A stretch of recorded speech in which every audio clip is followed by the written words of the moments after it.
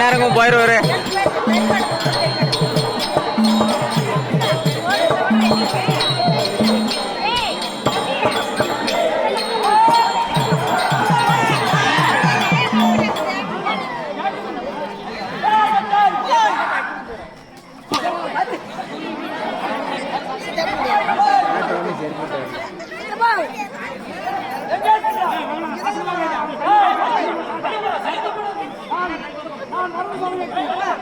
என்னை யார் என்று தெரிந்து கொண்டார்.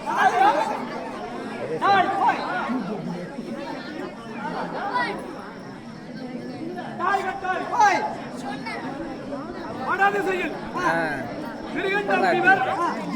ஞானச்சந்திரா என்று இரு தம்பதிகள் வடதிசையில் முனிவர் அவர்களுக்கும் இல்லை. ஆகவே அவர்கள்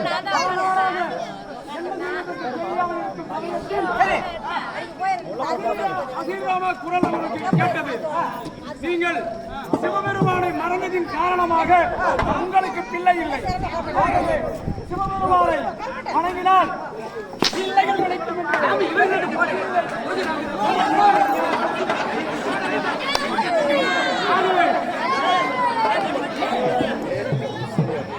ஆகவே அவர்கள் அப்படியே சிவபெருமான் நேரில் தோன்றி அவர்களுக்கு வரவழைத்தார். என்னவென்று தெரியுமா? அல்லது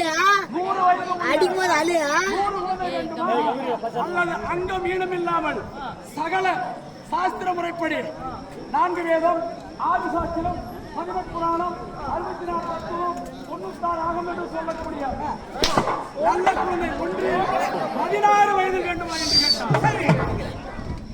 ஆனால் அவர்களோ 60 வயதாகியும் குழந்தை இல்லாத காரணத்தினால் இந்த அங்க இனம் ஒன்றி உடவர் என்று சொல்லக்கூடிய இது போன்ற குழந்தைகள் வேண்டாம், நல்ல அழகான குழந்தையும் 16 வயது உள்ள குழந்தையே வேண்டும். அனைத்து கலை உணர்வுகளும் கல்வி ஞானமன்றம் வேண்டும் என்று வரம் வேண்டி குழந்தையை பெற்றார்கள். குழந்தையை பெற்று அந்த பாலகன் நன்றாக வளர்ந்தார்.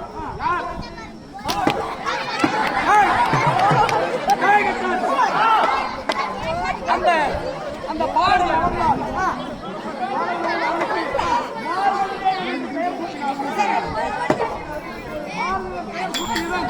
அவன் வளர்ந்தான்.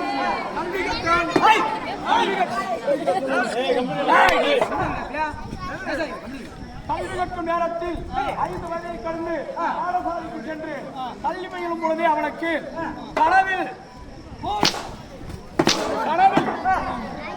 எவனுடைய தாக்கம் இருந்தது. எவனுடைய தாக்கம் இருந்ததின் காரணமாக அவன் வந்து தாழ்த்தம் என்னவென்று எனக்கு இதுபோல் கட்டங்கள் வருகின்றது, என்ன செய்வது என்று. ஆனால் பாலகா உனக்கோ 16 வயதுதான் சிவபெருமான் கொடுத்திருக்கிறார். ஆகவே நீ 16 வயது வந்தால் உன்னுடைய ஆயுள் முடிந்துவிடும் என்று சொன்னார்கள். ஆனால் என்ன செய்வது என்று கேட்கும் பொழுது நீ உனக்கு வரம் கொடுத்த சிவபெருமானையே வணங்கி அவரிடமே சென்று நீ வணங்கிக் கொள், அப்பொழுதுதான் உனக்கு பலன் கிடைக்கும் என்று சொன்னார்கள்.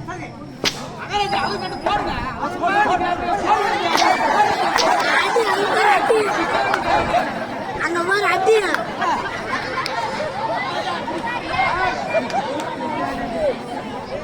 அந்த மார்கண்டலம் 224 சிவகலங்களையும் சேர்த்து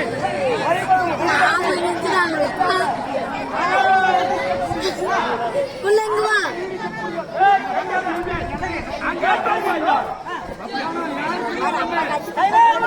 ஆயுள் நீடிக்க வேண்டும் என்றால் திருக்கடையூர் சென்றுதான் அங்கு வரம் பெற வேண்டும் சிவபெருமானை கோரி.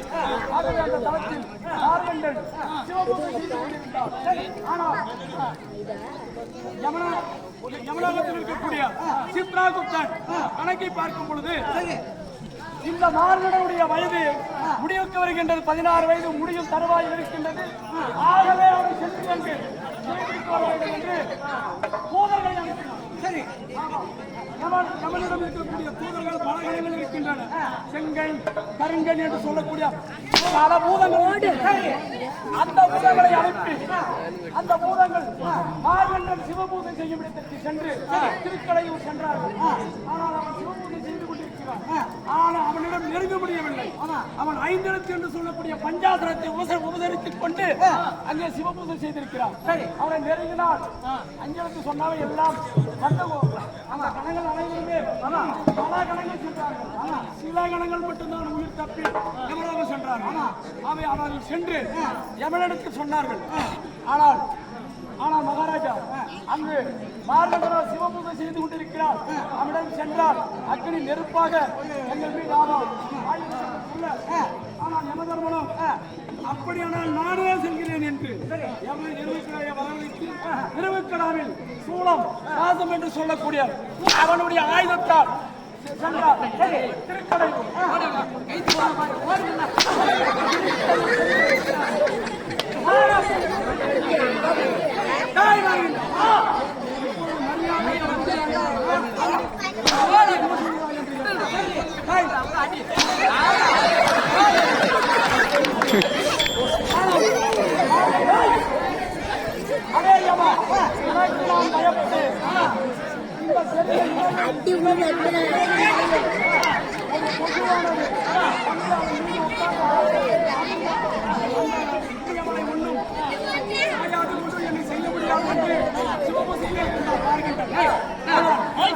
எவனோ பலவாறு எச்சரித்தும் ஒன்றும் செய்ய முடியும். ஆனால் யமன் அடுத்தபடியாக அவன் வந்த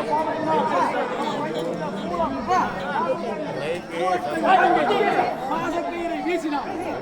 ஆனால் மார்கண்டனோ அங்கு சிவலிங்க பூஜை செய்து கொண்டிருக்கிறான். அவன் லிங்கத்துடன் கட்டியணைத்து ஆலிங்கனம் என்று சொல்வார்கள்.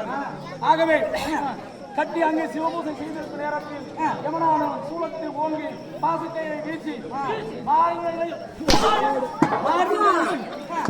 லிங்கத்தையும் ஆவடியார் என்று சொல்லுகிற லிங்கத்தையும் பாசக்கயிறு விழுந்துச்சினால் அந்த லிங்கத்தில் இருந்து வெடித்து சிவபெருமான் தோன்றினார். சிவபெருமான் தோன்றிய உடனேயே யமனை காலால் உடைத்தான். சரி,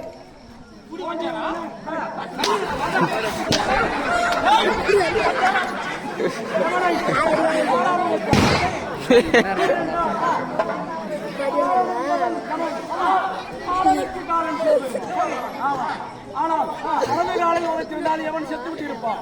இடது காலால் உழைத்தான்.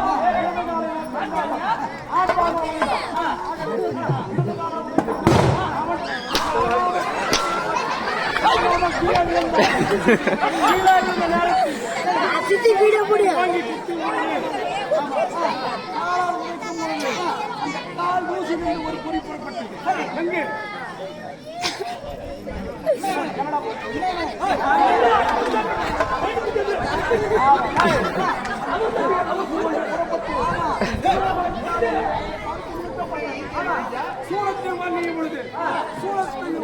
சோலாகனி வருவார் பாரு ஒன்னா சாசான் சாத்துவார் சோலாகனி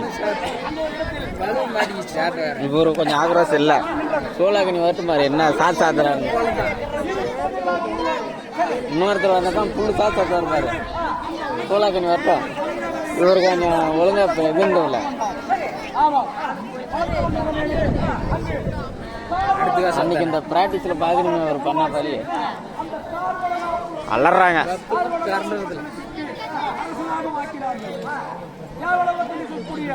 நலன் மகள் அமுதா குமுதா என்ற இரு பிள்ளைகளையும் அமுதாவும்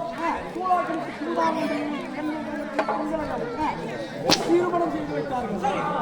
திருமணம் செய்து வைத்து நாங்களும் பல வல்லமை பெற்றிருக்கிறோம். ஆகவே